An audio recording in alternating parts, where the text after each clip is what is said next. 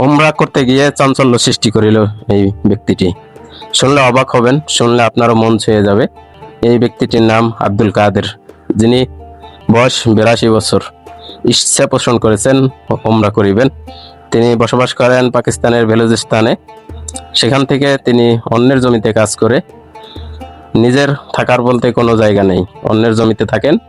সেখান থেকে ইচ্ছা পোষণ করেছেন যে উমরা করিবেন, আল্লাহর ঘর তাওয়াফ করিবেন। সেখান থেকে তার ইচ্ছা, তিনি অন্যের ছাগল ছড়িয়ে প্রত্যেক বছর তার বিনিময়ে একটি ছাগল পান। সে ছাগল দিয়ে তিনি যে অর্থ, সেখান থেকে কিছু অর্থ জমিয়ে জমিয়ে উমরা করার সিদ্ধান্ত নিলেন এবং তার ইচ্ছে মোতাবেক উমরা করতে গেলেন। এবং তিনি কাবার চত্বরে গেলেন, রাসূল সাল্লাল্লাহু আলাইহি সাল্লামের রওজা শরীফ জিয়ারত করলেন, জমজম কূপের পানি পান করলেন এবং তিনি হজ সম্পূর্ণ করিলেন। সোশ্যাল মিডিয়াতে তার ভিডিওটি চলে আসলো, যে তাকে দেখে মানুষ মনে করলো সে হয়তোবা কি কোনো ফেরেশতা, নয় কোনো আদি যুগের মানুষ।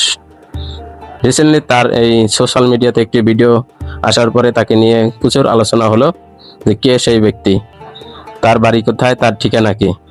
অবশেষে তার পরিচয় ঠিকানা পাওয়া গেল। তিনি পাকিস্তানের বেলুচিস্তানে বসবাস করেন। নিজের জায়গা জমি বলতে, সম্পদ বলতে কিছুই ছিল না। অন্যের জমিতে কাজ করে, অন্যের জমিতে ঘর উঠিয়ে, ছাপড়ি একটি ঘর উঠিয়ে বসবাস করেন। তিনি যখন হজ করার সময়, উমরা করার সময় তার একটি ভিডিও অনলাইন প্ল্যাটফর্মে, সোশ্যাল মিডিয়াতে চলে আসে, যেখানে দেখা যায় তিনি কাবা চত্বরে হাঁটতেছেন। এবং সে হাঁটার ভিডিওটি যখন সোশ্যাল মিডিয়াতে আসলো, তাকে বলা হলো হয় তিনি কোনো ফেরেশতা, নয় কোনো আদি সাহাবীদের তাবিন যুগের কোনো মানুষ। তাকে সবাই ঘিরে ধরলো এবং তার পরিচয় সম্পর্কে জানতে চাইল। তিনি তার পরিচয় দিলেন এবং তিনি তার জন্মস্থান, তিনি কি কাজ করেন সে বিষয় সম্পর্কে সকলের কাছে তুলে ধরলেন। এই বিষয়টি সোশ্যাল মিডিয়াতে আসার পর থেকে তাকে নিয়ে চাঞ্চল্য সৃষ্টি হলো এবং সৌদির যে গণমাধ্যম আছে সেখানে প্রকাশ পেল তাকে নিয়ে একটি সোশ্যাল মিডিয়াতে একটি ভিডিও স্ক্রিপ্ট, সেখানে অতি উৎসাহ মানুষের কাছে চলে গেল। তার পাশাপাশি সেই ভিডিও এক পর্যায়ে সৌদির বাদশা সালমানের কাছে চলে গেল।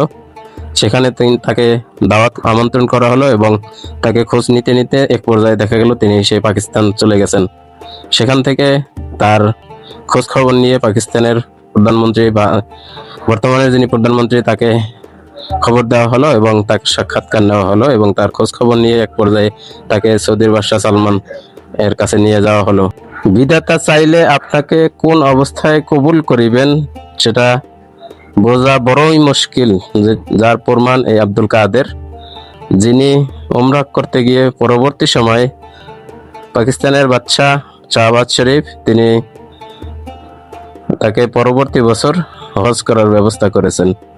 সে এখান থেকে নজির স্থাপিত হয়, আল্লাহ তাআলা কখন আপনার ভাগ্য পরিবর্তন করে দেয় এটা বড়ই মুশকিল বোঝা।